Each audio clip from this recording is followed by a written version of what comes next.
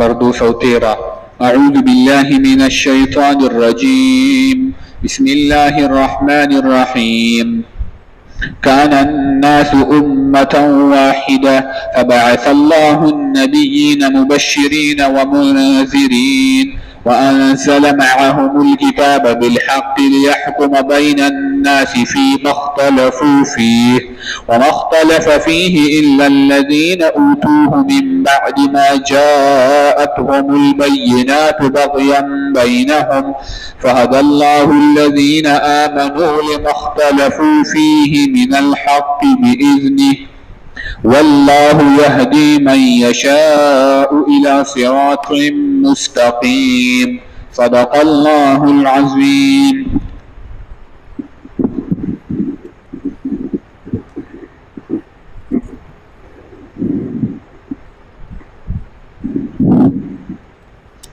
الحمد لله وحده والصلاة والسلام على من لا نبي بعده.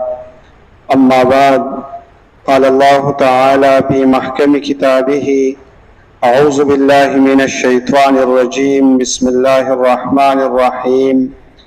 كان الناس أمة واحدة إلى آخر الآية. رون دین مخی آیت کې الله تعالی فرمایل چې مؤمنان کم خلق دي ناوی آخرت غوا کړی دی او په دنیا کې زندگی تیری، خو مقصود د مؤمن سړي به هغه آخرتي چې آخرت په داغه فکر وکړي، د آخرت تیاری وکړي او د دنیا چې کم کار کوي نو هغه د شریعت مطابق کوي. ځکه مسلمان چې ټول زندگی تیری او دا د شریعت مطابق تیری نو دا د لپاره عبادت ده. نو د دین مخکې الله تعالی ذکر کړ چې مسلمان د آخرت لپاره تیاری کوي. کافران څه کوي؟ هغوی دنیا صرف غوره کړې ده او صرف د دنیا تیاری کوي او د آخرت فکر ورسره نشته. نو اختلاف پیدا شو، یو د دنیا خلق دي یو د آخرت خلق دي. نو د دین مخکې د اختلاف خبره وه. وس الله تعالی په دې آیات کې فرمایي چې دا خلق یو خلق یو جماعت خو د هغې نه بعد د خلکو په منځ کې اختلافات پیدا شوه. نو الله تعالی مونږ ته حل ښایي، طریقه راته ښایي چې که چېرته کې د کافرانو د مسلمانانو په منځ کې اختلاف پیدا شو یا د مسلمانانو په خپل منځ کې په یو خبره کې اختلاف پیدا شو، نو طریقه او حل یې څه دی؟ طریقه او حل یې دا دی چې قرآن مجید فیصله کوونکی دی. نو دا خلک به د خپله خبره کتاب الله له راوړي، نو کتاب الله احکامات واضح کړي دي، نو د الله کتاب بوله فیصله کوي. دغه شان د نبی علیه الصلاۃ والسلام احادیث دي چې هغه به د خلکو په منځ کې فیصله کوونکي. لکه د حضرت علی رضی الله تعالی عنہ، د حضرت امیر معاویه رضی الله تعالی عنہ په خپل منځ کې ډېر لوی جنگونه راغلي دي او هغه اصل کې داسې و چې کله حضرت عثمان رضی الله تعالی عنہ شهید شو او حضرت علی رضی الله تعالی عنہ بیا خلیفہ شو، نو حضرت امیر معاویه رضی الله تعالی عنہ ته فرمایل چې د حضرت عثمان چې کم قاتلان دي نو دوی له سزا ورکړه، دوی راونیسه او دوی له سزا ورکړه. حضرت علی صاحب ورته وی چې ګوره لږ غونډه کې صبر وکړه چې زه د خلافت سنبال کما، لږ حالت برابر شي نو بیا به راونیسم. اوس د دوی په خپل منځ کې په دې خبره باندې اختلاف پیدا شو، اختلاف لاړو تر دې پورې چې جنګ ته ورسېدو. بیا دوی په خپل منځ کې خبره وکړه چې لکه موږ به څو پورې جنګونه کوو، راځئ د الله تعالی کتاب چې څه فیصله وکړو هغه موږ ته منظور دی. حضرت علی صاحب هم قرآن مجید راواغستو، حضرت امیر معاویه رضی الله عنه هم قرآن مجید راواغستو، کسان یې مقرر کړي دي به موږ په منځ کې فیصله وکړي. نو همیشه دپاره چې کله اختلاف راځي نو د هغې دپاره حل او طریقه کار دا دی چې د الله تعالی په کتاب به فیصله کیږي او په احادیثو د رسول الله صلی الله علیه وسلم به فیصله کیږي. نو دلته الله تعالی فرمایي چې ګوره کان الناس امة واحده، دا ټول خلک یو جماعت و. مطلب دا دی چې الله تعالی چې کله دا مخلوق پیدا کو او د دې ټول خلکو نه الله تعالی وعده واغسته چې الستو بربکم، ستاسو رب نه یم، نو د ټول مسلمانانو کافرانو ټول ورته په یو آواز وایي چې ته زموږ رب یې. خو د هغې نه بعد د دوی په منځ کې اختلافات پیدا شو. ځکه نبی علیه الصلاۃ والسلام فرمایي چې کل مولود یولد علی فطرة الاسلام، هر ماشوم چې پیدا کیږي نو دا په فطرت د اسلام پیدا کیږي. خو بیا مور پلار راولګي او څوک خپل بچی يهودي کی او څوک نصراني کی. د دې وجه د مشرکانو چې کوم اولاد دي نو هغه به جهنم ته نزي، هغه په اعراب کې دا غي وجه ده چې د دوی څه ګناه نشته، الله تعالی جهنم ته نه بوزي. په اعراب کې به څه وخت پورې بیا الله تعالی جنت ته بوزي. نو الله تعالی فرمایي کان الناس امه واحده، دا ټول خلک یو جماعتو چې الله تعالی ته وعده واغسته، خدا غینه بعد اختلافات وکړو. یا د دې مطلب دا دی چې د حضرت آدم علیه السلام د دور نه واخله تر د ادریس علیه السلام د دور پورې دا تقریبا 1000 سال جوړیږي. د آدم علیه السلام او د ادریس علیه السلام په منځ کې 1000 سال فاصله ده، خو په دې 1000 کال کې چا شرک نه وکړي، ټول خلک بس ټیک ټاک روانو، د آدم علیه السلام اولادو ټول د الله عبادت کوو.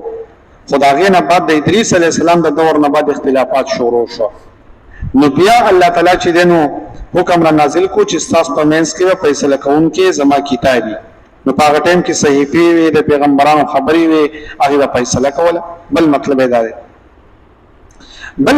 دا دی چې د نوح علیه السلام سره چې په کشته کې کم کسانو نو هغه چې د ځمکې تراکش شونو سو وخت پورې ټول موحد وو، د الله تعالی وحدانیت منو، چا پکې کوپر نه کو. خدا غینه بعد په دې کې اختلافات شروع شو، نو څوک مسلمانان شو څوک کوپر ته ودرېدل. نو الله تعالی د اختلاف د حل کېدو طریقو خدا چې ګوره تاسو به زما په کتاب باندې فیصله کوئ، د پیغمبرانو خبره به منئ، نو تاسو ته به الله تعالی هدایت کوي. علما وایي چې دا د عام مسلمانانو په حق کې هم دي چې که چېرته کې د مسلمانانو په منځ کې په خبره کې اختلاف پیدا شي، نو دین د الله تعالی په کتاب باندې به فیصله کوي. ځکه نبی علیہ الصلوۃ والسلام فرمایي چې ترکت فیکم امرین، ما په تاسو کې دوه خبرې پرېښو دي چې تر څو پورې تاسو په دې باندې عمل کوو نو تاسو باندې گمراه کیږئ، کتاب الله و سنتي. پیغمبر علیہ الصلوۃ والسلام فرمایي چې زما کتاب او زما احادیث چې تاسو په دې باندې منګولې لګولې وي نو تاسو به اختلافاتو نه بچ شئ. وسنن سبا چې د مسلمانانو په منځ کې دا کوم اختلافات دي، لکه څوک یې ډلې والدي او څوک بل ډلې والدي، او څوک چې دنو حیاتیان دي او څوک ماتیان دي او څوک یو سدي او څوک بل سدي. دا غي محل دا دی چې د الله تعالی کتاب کومه فیصله کړی ده، احادیث د رسول الله صلی الله علیه وسلم چې کومه فیصله کړی ده حق مونږ منظور ده. خو په دې دور کې علمیه ده چې هر سړی چې دنو د خپل مشران او اکابر پرستی چې ستوي لیکي، ما زما مشر دا خبره په کتاب کې لیکلې ده او زه دا غا پسې ورپسې يم، بس که هر څه کې خداغه دا خبره به ټیک ثابتوم. او بل وی زما د مشر په کتاب کې دا خبره لیکلې ده، بس چې هر څه کې خو زه به دا ټیک ثابتوم. موږ د الله تعالی بندګانو، خدا الله بندګانو کنه، او وی تیر شوی دی وسغوي پوه شو الله پوه شو. وس زمونږه حل دا دی چې انسان ابوی پری دی چې ابوی خطرې د دنیا نه. یو انسان چې خبره کوي زمانه سره ته پوسټ وکي چې ستاسو د رسول په اړه کې څه عقیده ده، زوتم د رسول په اړه کې زما د عقیده ده چې هغه زموږ رسول اخیرنی پیغمبر دی، دنه مخکې پیغمبران راغلي، زموږ په یقین دی د نبی رسول الله نه بل بد پیغمبر ناراضي، د دنیا نه پرده کړی ده، د آخرت په لحاظ سره ژوند دی، الله تعالی علم دی، ماته پته نشته چې څنګه ژوند دی. خبره ختمه. د قشانت کې د الله د کتاب په اړه کې زما عقیده ده چې دا د الله تعالی اخرنی کتاب دی، بل کتاب راتلونکي نشته دی، دا فیصله کوونکی دی، دا زما عقیده شو. وسخامخه انسان په دې پس ورپسې چې مثلا زه د پلان کې ډلې یم، بس ما دې ته شلوانه ګوتې لګولې دي، بس دا چې د دې ډلې خلک سوي نو دا په حق باندې او بس نور ورې سمنم نه، نو دا خبره غلطه ده. دا اختلافات د دې وجې نه جوړ شوي دي. مثلا څوک چې نو د علماء دیوبند سره تعلق ساتي، هغوی د دیوبند علماو چې څه لیکلي دا د الف نه ول او د یا پورې ټول ټیک دي، بس د دې پټلۍ نه به ښځې نه، که حدیث راځي قرآن راځي خطبه د پټلۍ نه ښځې نه. مثلا څوک د پنجپیر سره تعلق ساتي، هغوی وایي چې صاحب زموږ د مشرانو څه لیکلي د دې پټلۍ نه به ښځې نه، که قرآن راځي که حدیث راځي خو ګوره ښځېږي به نه، دا شی په دې وران دی. یو هم قدم نه راخلي بل هم قدم نه راخلي. موږ ته لکه دا کتابونه په ځای پرېږدئ، راځئ د الله تعالی کتاب چې کوم شی واضح کړی دی هغه صحیح دی، د احادیث رسول الله صلی الله علیه وسلم چې کوم خبرې واضح کړې دي هغه صحیح دي. او دا ډلې پکې چاراويستي چې دا چې دنو د دې بل د مشر دی جو د عقیده پسې ورپسې یو د دې د مشر دی زموږ مشر رسول الله صلی الله علیه وسلم دی هغه چې کوم عقیده مو ته خدای دا عقیده مو ته منظور ده الله کتاب زموږ سره شته حدیث زموږ سره شته زموږ لپاره پوره دي نو دلته الله تعالی د اختلاف حل اخذو چې د اختلاف حل لري چې د الله تعالی کتاب تراشي نو تاسو اختلافات به ختمي نو دې آیات کې الله تعالی دا فرمایي کان الناس ودا خلق امه واحده یودلا فبعث الله النبیین راولېږل الله تعالی پیغمبران مبشرین زیر ورکونکی ومنذرین او يرونکی وانزل معهم الكتاب او نازل کړه دا غوی سره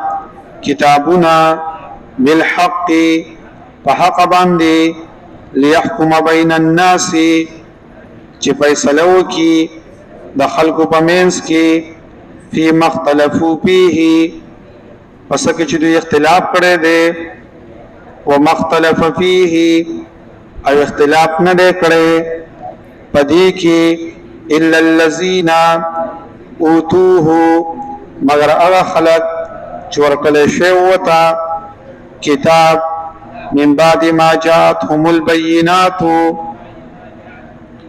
ورسل هغنا چراغلی دوی ته واضح دلائل بغيا بينهم د وجد حسدنا خپل منس کې فهد الله الذين امنوا الله تعالی هدایت وکړو مؤمنانو ته لمختلفوا فيه چې اختلاف کړو په حق کې باذنه د الله تعالی په توفیق باندې والله يهدي الله تعالی هدایت کوي من یشاء چاته چې وغواړي الى صراط مستقیم نه غلار برابر تا